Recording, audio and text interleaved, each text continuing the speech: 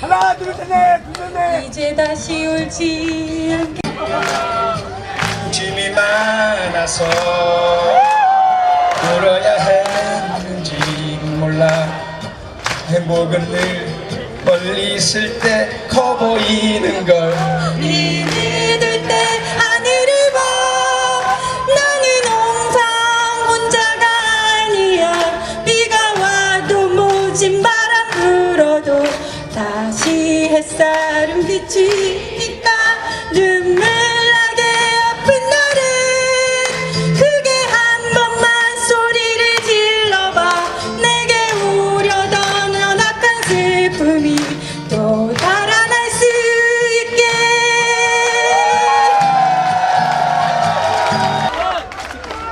고맙습니다. 여러분들, 국정원 사건 한마디로 주면 뭐라고 생각하십니까? 민주주의 가게. 예, 좋습니다. 저는 국정원 사건은 네 가지라고 생각합니다. 여러분, 개그 콘서트 보시나요? 대한민국은 왜 종북 좌빨 색깔론으로 몸살을 앓고 있는가? 대한민국은 왜 국정원 불법 선거 개입 사건 경찰 검찰 수사에 권력의 외압이 작용하는가? 대한민국은 왜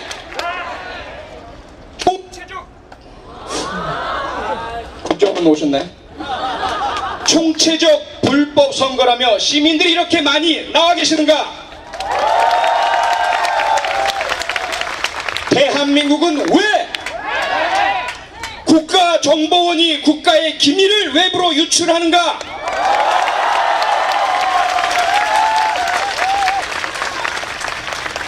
국정원 사건의 의미 1. 국정원 사건은 메카시즘의 부활입니다. 메카시즘 아시는 분 손 한번 들어보십시오. 고맙습니다. 1950년부터 54년까지 4년간 미국에서 공화당 소속 조시 메카시라는 상원의원이 종이를 듭니다. 그리고는 소리칩니다. 이 안에 미국에서 활동하는 공산주의자들의 명단이 다 들어있다. 그 시간 이후로 이 사람은 정부를 비판하는 정치인, 지식인, 예술인, 학생, 심지어 군인, 공무원까지 무차별적으로 고발합니다. 4년 동안 미국이 몸살을 앓습니다. 공산주의자 때문에 나라가 망할까봐. 그런데 그 4년 동안의 몸살 끝에 밝혀진 공산주의자의 숫자 몇 명인지 아십니까? 빵입니다. 0. 이 사건에 대해서 미국 공화당의 양심적인 의원들은 공개적으로 양심 선언을 합니다. 자유는 결코 독재자의 방법으로 지켜질 수 없다.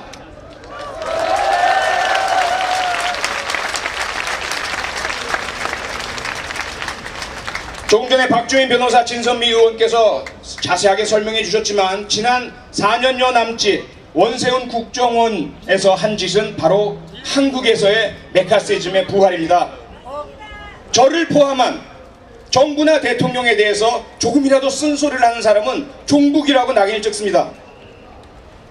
그리고 교사단체, 노동단체, 시민단체, 심지어 야당, 헌법에 의해 설립되고 법에 의해서 인가된 공적인 정당까지도 내부에 적으로 규정했습니다. 국민을 반으로 갈랐습니다.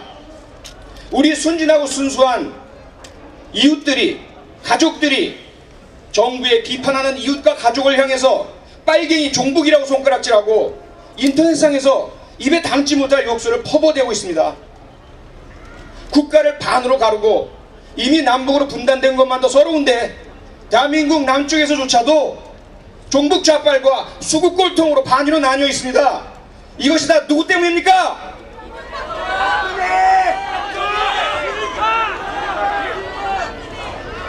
두 번째, 국정원 사건의 의미 두 번째, 이 사건은 워터게이트입니다.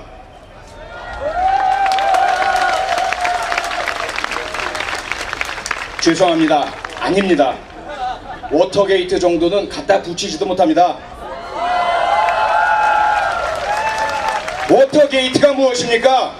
1972년 역시 미국 공화당 닉슨 대통령이 재임에 도전할 때 분명히 여론조사에서 월등한 우위를 점하고 있으면서도 불안했습니다.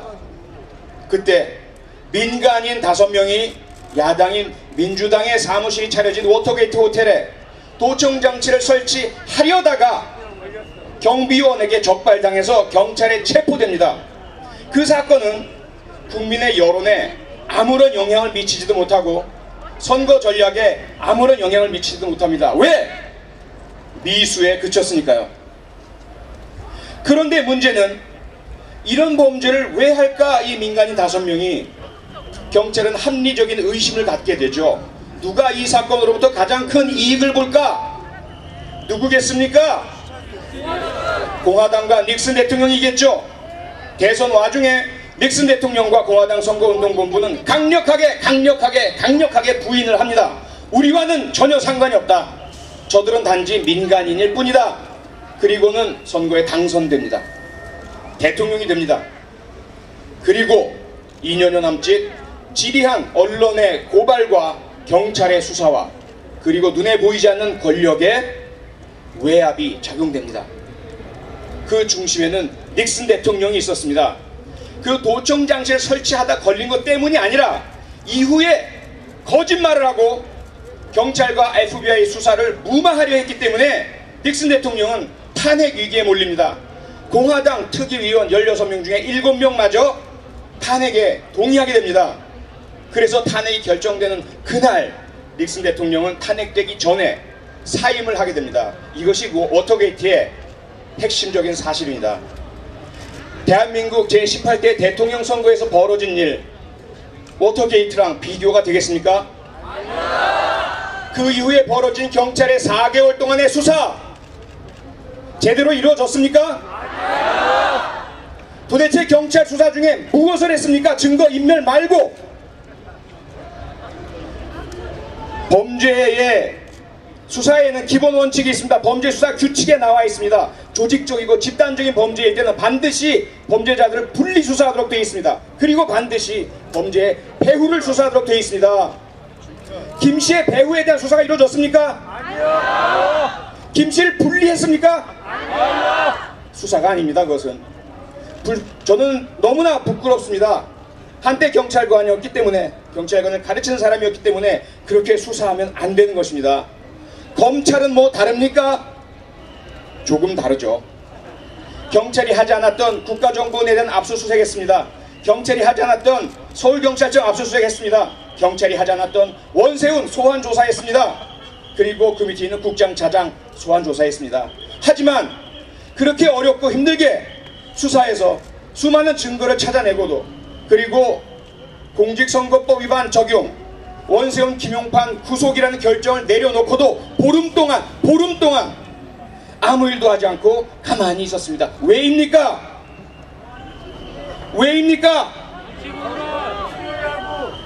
황교안 법무부 장관이 그렇게 하도록 시켰기 때문입니다. 황교안 법무부 장관의 주인은 누구입니까? 제가 왜 대통령의 책임을 묻는지 아시겠습니까?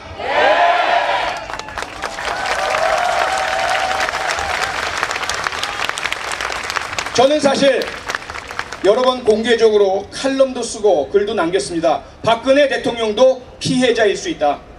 박근혜 대통령도 대선 유세 기간 중에 또 TV 토론에서 민주당과 문재인 후보를 성폭력범이나 쓰는 수법을 쓰는 파렴치한으로 내몰고 아무런 근거 없이 허위 사실로 국가정보원을 끌어들여서 여당과 여당 후보에게 흠집을 내고 이익을 보려고 하는 흑색 선전을 하는 그러한 존재들로 비난하면서 책임지라고 했던 그 발언들, 실제로 본인이 그렇게 알아서 했을 수가 있죠.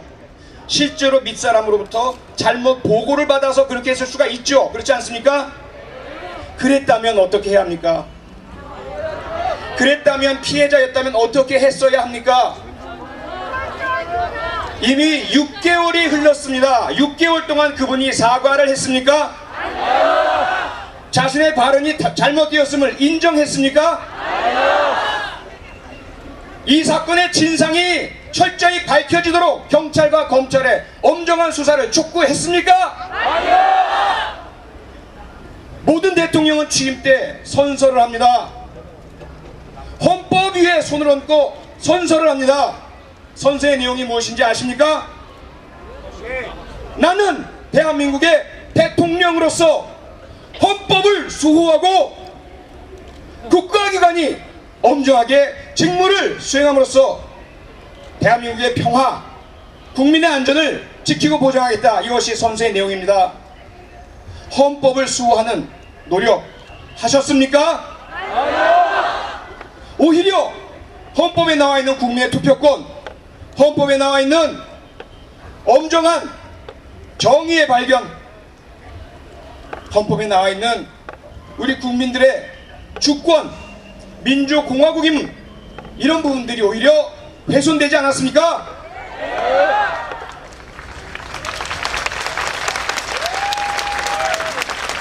국정원 사건의 의미 세 번째입니다. 국정원 사건은 3.15입니다. 3.15가 무엇입니까? 이승만 대통령이 자신과 싸우던 야당 후보는 하와이에서 귀국하는 도중에 사망이 있기 때문에 경쟁자가 없었습니다. 혼자 단독 출마했습니다. 그런데 왜 부정선거를 일으켰을까요? 가만히 안 될까봐. 자신과 함께 나라를 통치할 부통령이 야당 출신이었기 때문에 무수한 어려움을 겪었습니다. 야당 출신 부통령 후보가 되지 않도록 자기를 신처럼 모시는 이기붕이라는 사람이 부통령이 되도록 하기 위해서 조직적이고 전국적인 부정선거를 저지릅니다. 내무부를 동원하고 경찰을 동원하고 조직폭력 깡패들을 동원했습니다. 이에 반대하고 항의하는 학생들과 시민들을 폭력 무력 진압했습니다. 김주열 학생이 마산에서 경찰이 쏜 최루탄을 눈에 직접 맞고 사망했습니다. 3.15는 결국 무엇을 일으켰습니까? 4.19는 대한민국 헌법 전문에 나와 있습니다. 대한민국 헌법 전문에는 대한민국은 3.1운동의 정신을 이어받은 임시정부의 적통을 잇고 4.19 혁명 정신을 이어받은 그런 대한민국이라 하는 내용이 적혀 있습니다. 지난 대통령 선거 당시에 행해진 일들, 3.15 부정선거처럼 길거리에서 공무원이 경찰관이 엉터리 투표함을 만들고 투표함을 찍고 가짜표를 집어넣고 이런 행동은 하지 않았습니다. 하지만 국가정보원 직원 수십 명이 민간인 수십 명을 또다시 동원해서 거짓, 허위 여론을 퍼뜨리고 이들의 행동이 적발된 이후에 이루어진 경찰 수사 과정에서 조작이 이루어지고 허위 발표가 있었습니다. 이것이 현대판 21세기형 3.15가 아니고 무엇이겠습니까? 또 하나가 있습니다. 저도 직접 겪었습니다. 12월 11일 그 현장을 목격하고 제가 경찰 범죄수사 관련 전문가로서 의견을 얘기했을 때 수없이 많은 공격이 감행되었습니다. 그들을 저는 감히 사이버 정치 조폭이라고 부릅니다. 이 사이버 정치 조폭들은 은거하는 장소들이 있습니다. 어딘지 다 아시죠? 그 장소를 제가 직접 거명하지는 않겠습니다. 하지만 현재 우리나라의 상황이 이렇습니다. 국정원 사건의 의미 네 번째, 국정원 사건은 위키리크스입니다. 위키리크스가 뭔지 아시죠? 미국을 비롯한 각국 정부에서 행했던 불법적이고 비밀스러운 전쟁 범죄 행위, 시민권 침해 행위에 대해서 기밀을 빼내서 인터넷 사이트에 올린 것이 위키리크스입니다. 물론 민간인들이 정부 권력을 감시하기 위해서죠. 그런데 대한민국에서는 누가 국가기밀을 위키리크스처럼 유추했습니까? 국가정보원이 그렇게 했습니다. 일단 지난 대통령 선거 과정에서 김무성 새누리당 선거대책본부장은 2007년 노무현 전 대통령이 북한의 김정일 국방위원장과 가졌던 정상회담 대화 내용 중 발췌록을 이렇게 많이 모여있는 시민들 앞에서 부산에서 낭독을 합니다. 그러면서 목소리를 높입니다. NLL을 포기하고 북한 김정일에게 굴종적인 복종을 하는 이러한 종북 세력들이 집권하면 되겠느냐고 소리를 높입니다.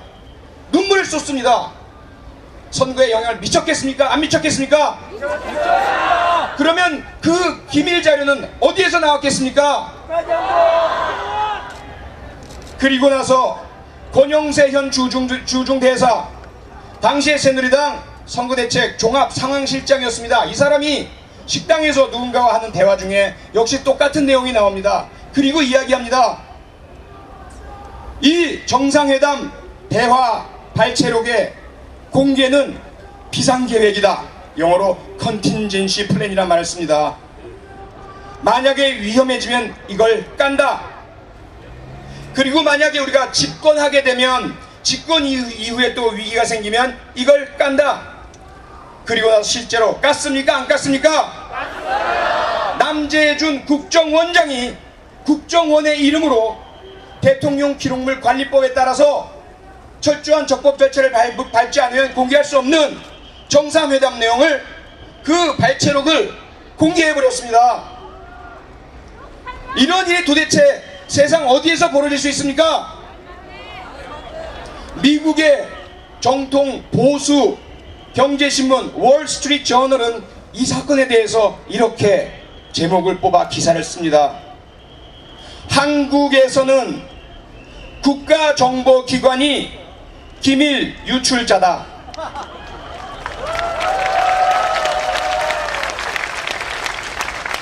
너무 부끄럽습니다. 이래서 제가 국정원 사건은 4가지라고 말씀을 드리는 것입니다. 워터게이트도 아니요, 메카시즘도 아니요, 3.15 부정선거도 아니요, 위키리크스도 아니요. 이 4가지를 모두 합친 것보다 훨씬 더 심각한 20세기에는 총칼과 군대를 동원해서 권력을 찬탈하는 것을 쿠데타라고 불렀지만 21세기에는 사이버 전쟁과 심리전을 이용해서 권력을 찬탈하는 것을 쿠데타라고 부릅니다. 21세기형 쿠데타입니다. 시간이 다 됐다는 쪽지를 받았습니다. 여러분, 그동안 저를 지켜주시고 응원해주시고 격려해주시고 이 자리에 있기까지 도와줘서 너무나 감사드립니다. 앞으로도 이 사건의 진실이 밝혀질 때까지 저는 제가 해야 할 시민으로서의 도리를 다하겠습니다. 고맙습니다.